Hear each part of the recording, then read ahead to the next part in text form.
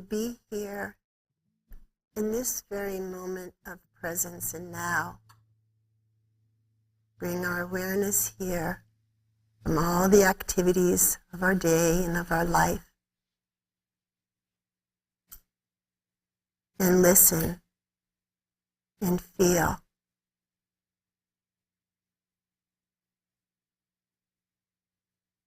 Just allow that presence to just move right into our being. This love.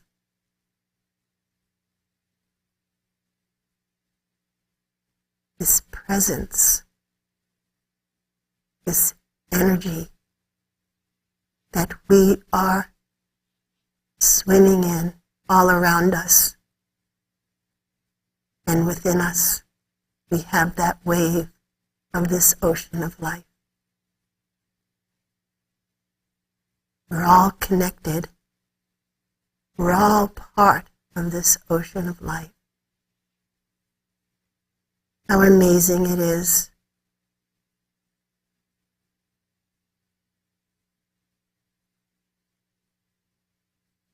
That through our love and desires, we can tap into this presence and have it nourish us every moment of our life.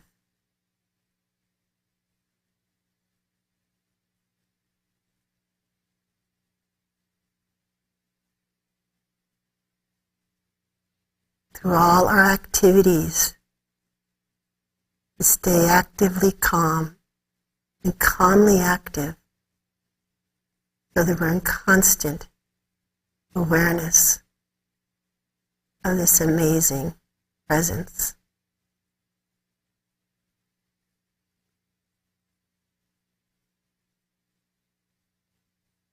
And I'd like to now bring us to the topic for today is non-attachment. And it took me a while to contemplate and try to understand the depth of this topic. And in that energy field, I did find or discovered something that I'd like to read that I found online first. That just helped me begin to open up and understand, encapsulate the essence or of non-attachment. And it's by someone called Joe Moody. When you crave nothing, you radiate the one thing everyone's looking for. Wholeness. You can transform what you don't have to gratitude for what you do have. And your nervous system softens, your shoulders drop, your breath returns home. In that calm space, life has room to move toward you. You can feel it. You can become more magnetic. When you stop forcing outcomes, your energy aligns, and aligned energy naturally attracts what is meant to arrive. You can train the body to release grasping, the mind to stop chasing, and the spirit to stand rooted, yet open. When you stop pulling at the universe, it starts offering gifts unexpectedly.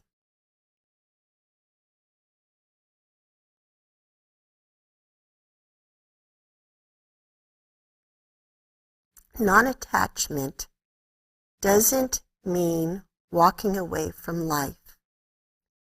It means walking through life without gripping it so tightly that we suffocate ourselves.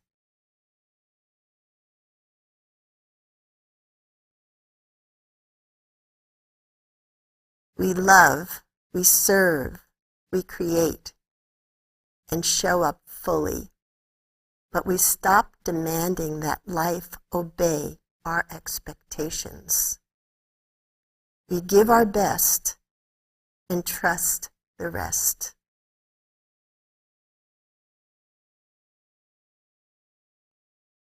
It's about doing the work without needing applause, loving without owning, serving without score,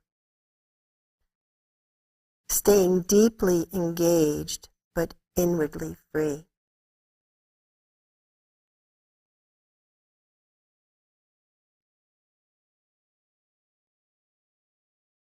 It's about listening without trying to get your thoughts ready at how you want to respond, but just be in that place of listening.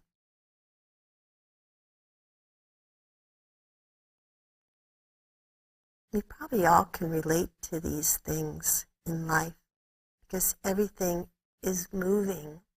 If we didn't have this movement, there would be no life. Energy has to move.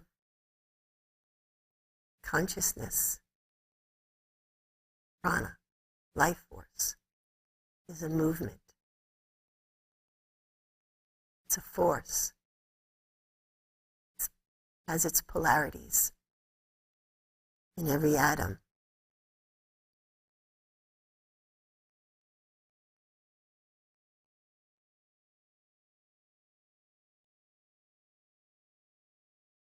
Paramahansa Yogananda gave wisdom on the subject of nonattachment as he taught, you don't have to own a thing to enjoy it.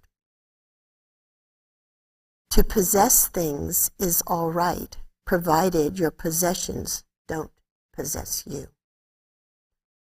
It's much better to own everything in God and cling to nothing with your ego. True ownership is having things without being possessed by them.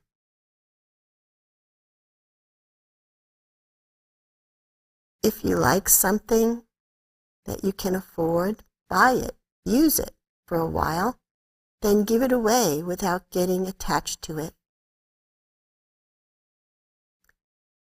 We probably can all relate to this when we look into our closets or our bookshelves or our cabinets. See all the things we are attached to, our garage, our sheds. And some values you do want to keep, and there's a reason we keep them, and that's important. But are there things that have been there for 15 years that dust is accumulating on them? They're still there, that somebody may need or want. And you can examine ourselves. Why are we so attached to that? Those kind of things. In the teachings of Paramahansa Yogananda's teacher, Yutiswar, he wrote a chant saying, "Desire, my great enemy, with his soldiers surrounded me. It gives me lots of trouble. Oh, my Lord. Oh. Control the little pranayam," which is your energy, your life force. "Become the all-pervading pranayam. You won't have to fear anything anymore."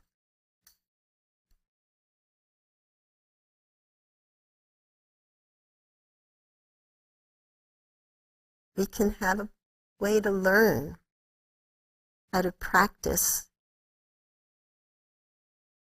to direct our life force, our energy, the little pranayama, to bring it inward in times when we meditate and through devotion and love for the divine. It's there you tap into the all-pervading ocean of God's presence, where you are free of fear and attachments. The ocean of spirit, the big pranayama, where we can rest assured with trust that we are cared for.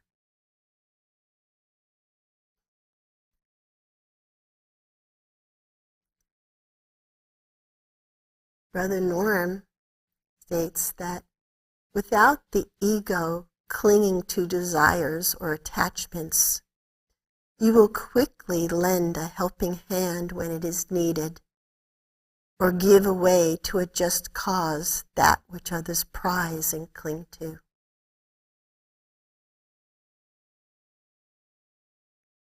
And the Bhagavad Gita states, you have a right to action, but not the fruits of action. It teaches us how to open our hearts and act without selfish attachment to the results of action, which is the root cause of suffering, but rather offer the fruits of action into the hands of the divine.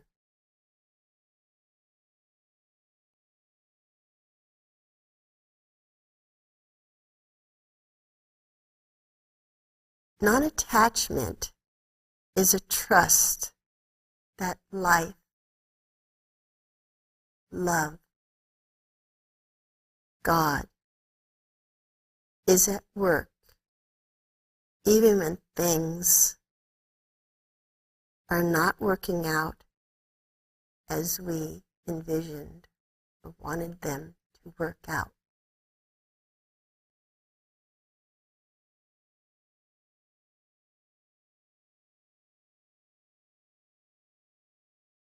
We are gifted here to have the gift of Kriya Yoga that our founder, Brother Norm, who was initiated by Paramahansa Yogananda, brought it to Sunburst. And in the practice of Kriya, you come to realize non-attachment awakens within the divine center of your soul.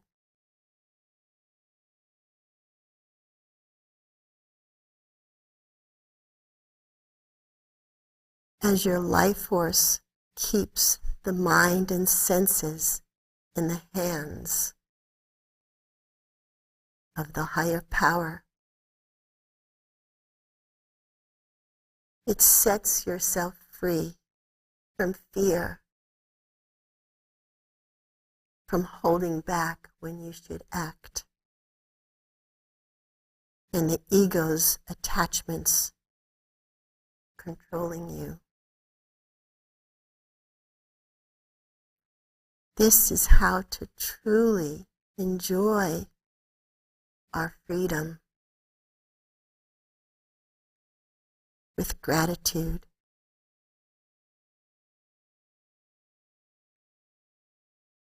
As we engage in the gifts of this divine creation.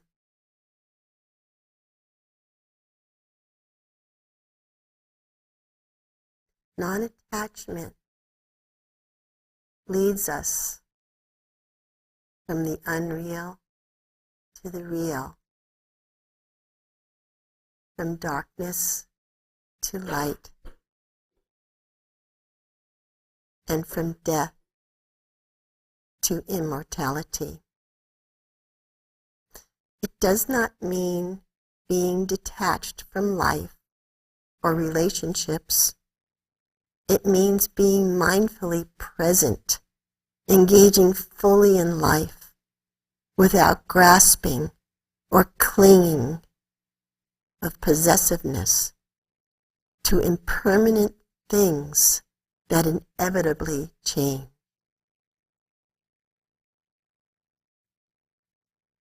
As Jesus referred to be in the world, but not of it.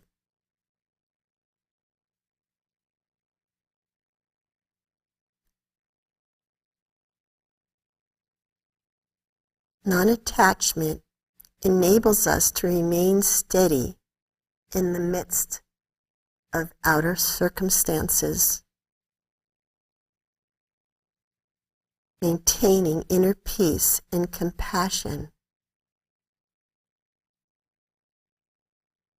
not being controlled by emotions in our actions.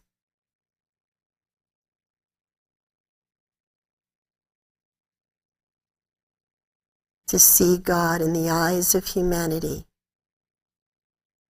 and to be of service to those in need without clinging to results or recognition.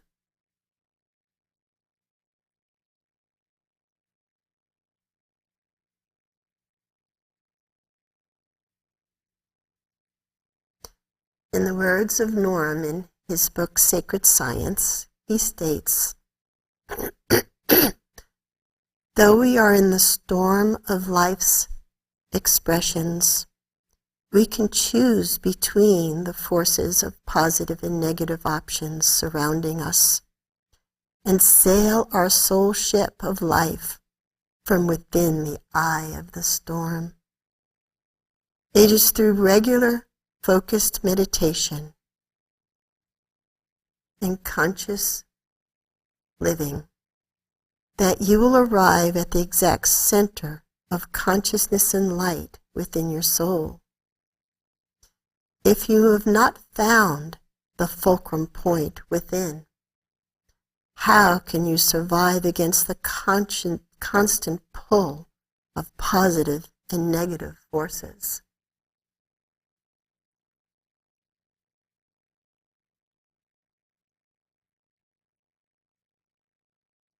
Non-attachment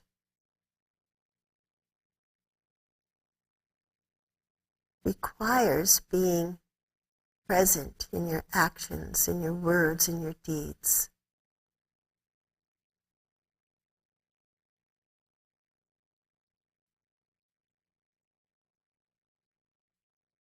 Not just while we sit and meditate, but to try to carry this awareness, this movement, into our daily activities. The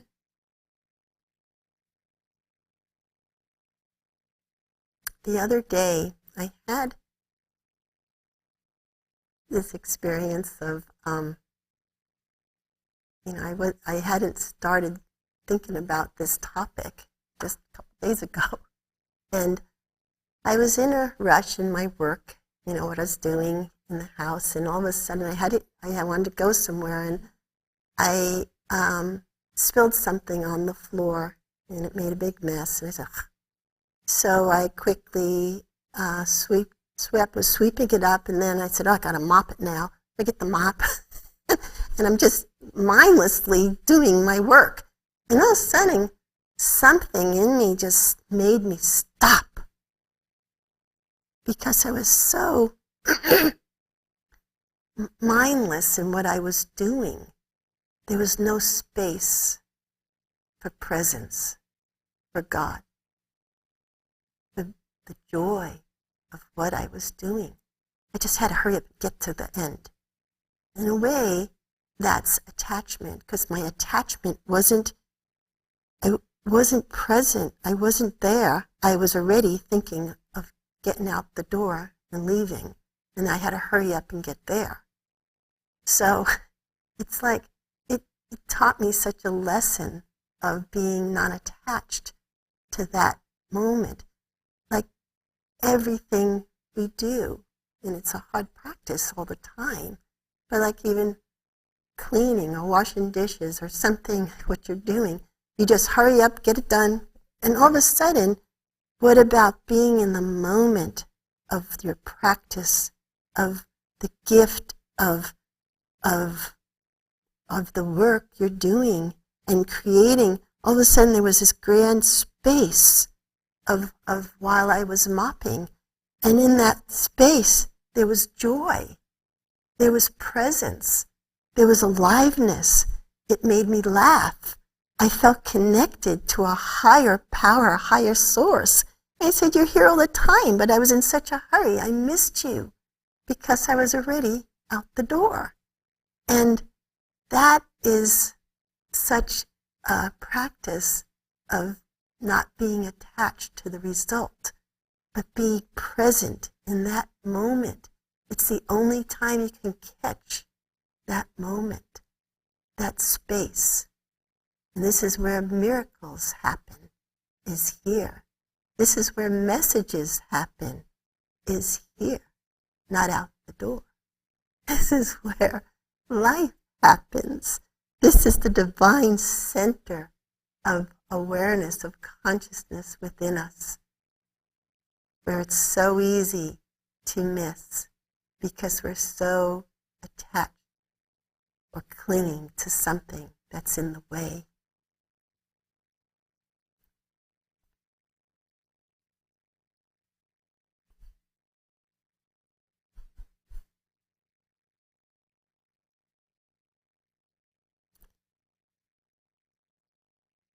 Just makes me say, come out of the darkness, Mother, bathe me in thy light, bathe me in thy light.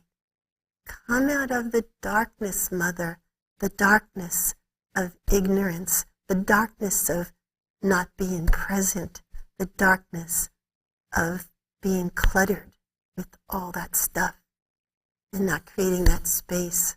Come out of the darkness, Mother. Bathe me in thy light, bathe me in thy light. And from there, before we go into our meditation, I have a short clip of our founder, Norm Paulsen. And in this talk, it's like in a form of worship to spirit. It's called the bhakti, or of love. And it personifies the divinity of God. And this is a practice that helps cultivate devotion and love, where you can call the infinite power of spirit with being a gender, or he or she, or mother or father. It brings us close to feeling the very personal to this divinity of God that happens. You can have this personal experience. And so this is an expression that for those that like the bhakti of it, that you can use a gender in speaking of that sweet, divine creator. This is a talk before I was even in Sunburst.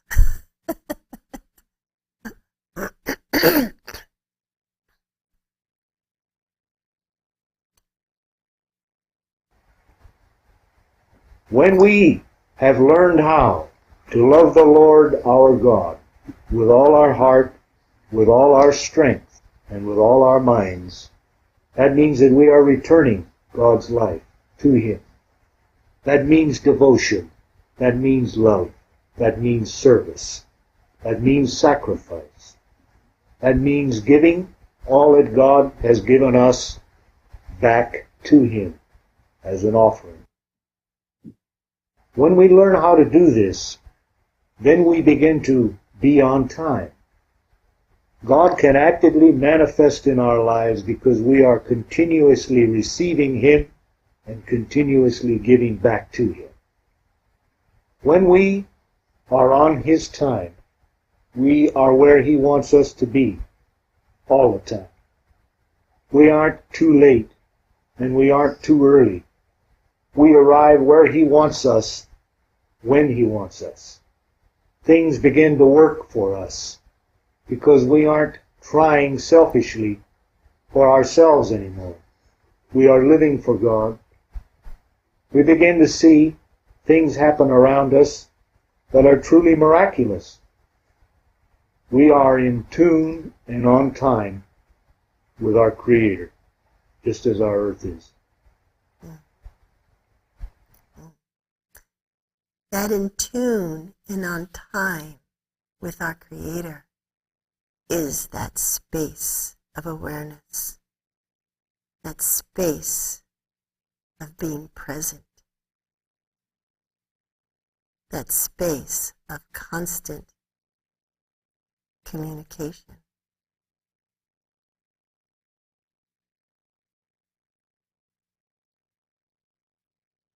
Non-attachment brings us in tune and on time with our Creator.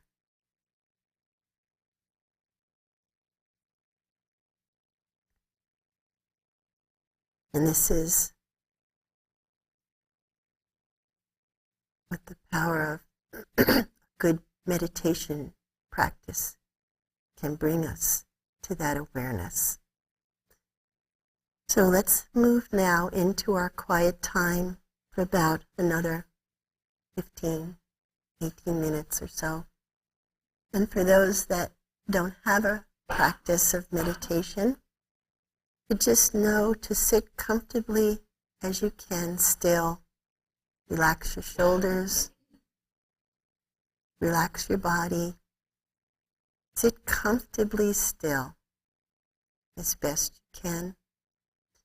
I always like moving away from the back of the chair if it works for you. I like putting a blanket on my seat to help me do that. And to be able to connect with your breath and just breathe in and breathe out. And keeping the gaze steady at the point as it looking out to the point between your eyebrows.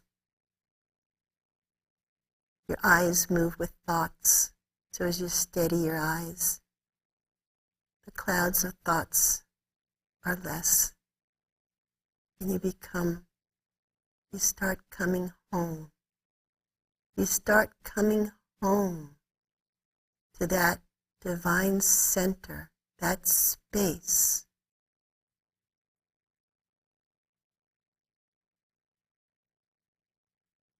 That fertile, sacred space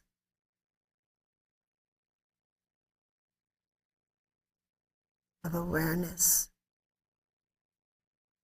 where the presence of the divine will listen to you, will speak to you.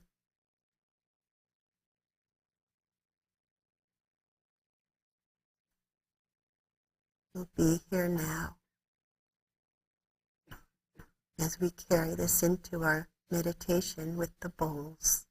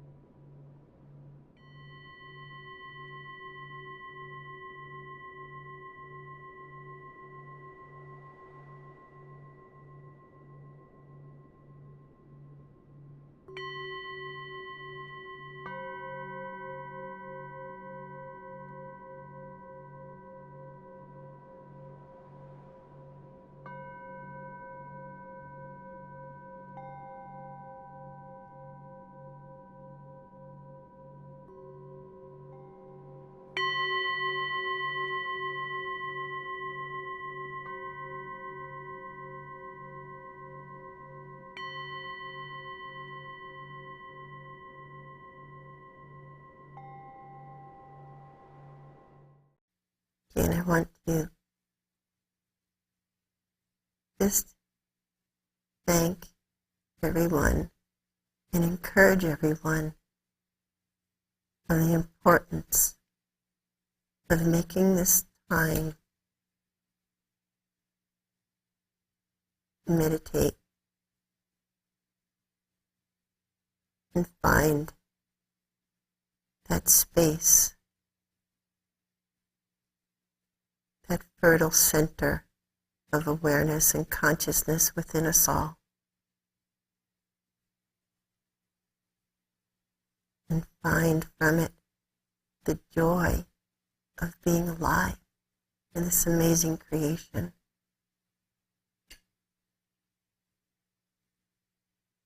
And how we are all so connected, all waves in the infinite ocean of spirit.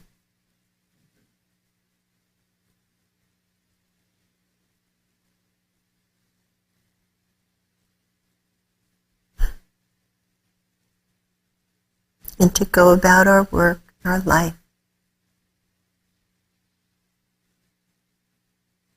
by practicing non-attachment.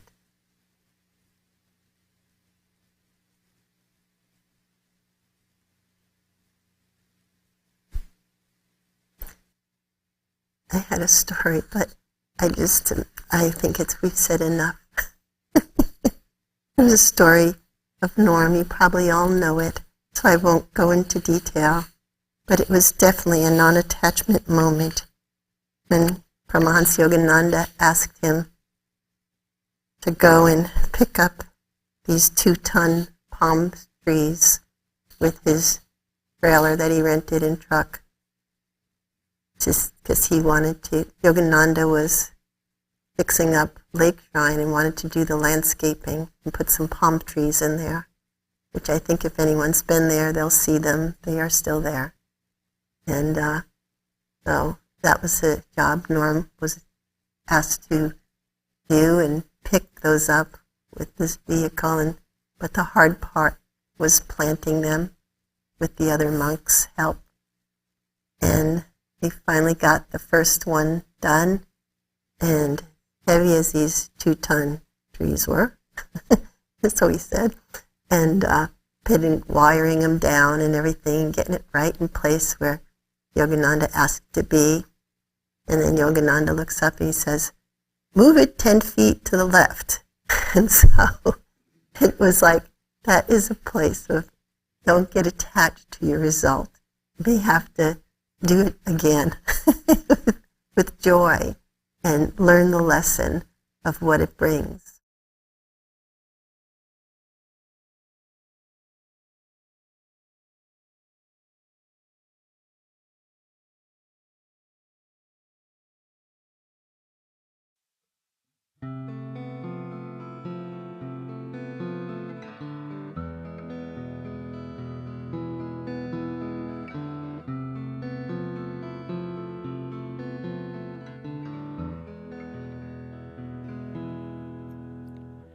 Marvel not when I say you must be born again, born of the Spirit and the water, child of the Mother and the Father divine, born in the arms of the circling born in the arms of the circling wind. Marvel not when I say you must be born again, born of the breath and the fire, child of the holy desire, come forth within, come forth within, come forth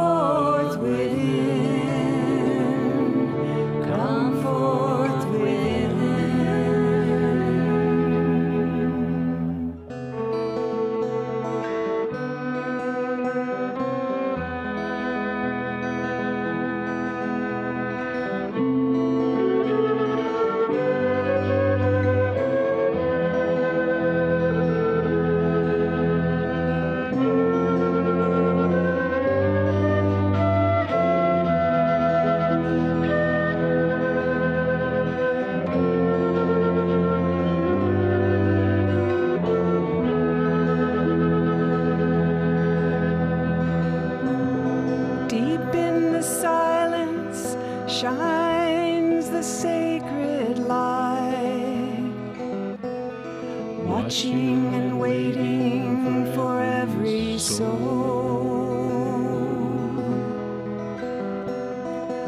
Oh, my child, stand in the sacred light. Let it guide your way home. Won't you guide my way home?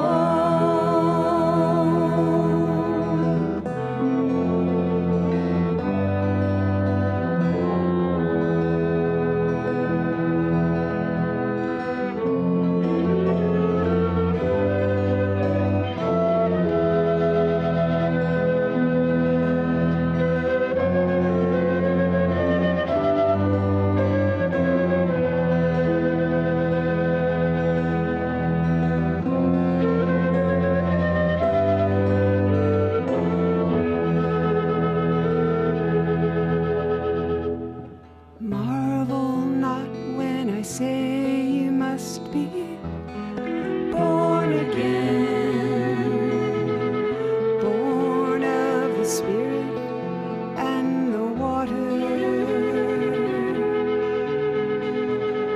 child of the Mother and the Father, divine, born in the arms of the circling wind, born in the arms of the circling wind, free in the light again, my love, free in the light again. I am that I am, my love, free again.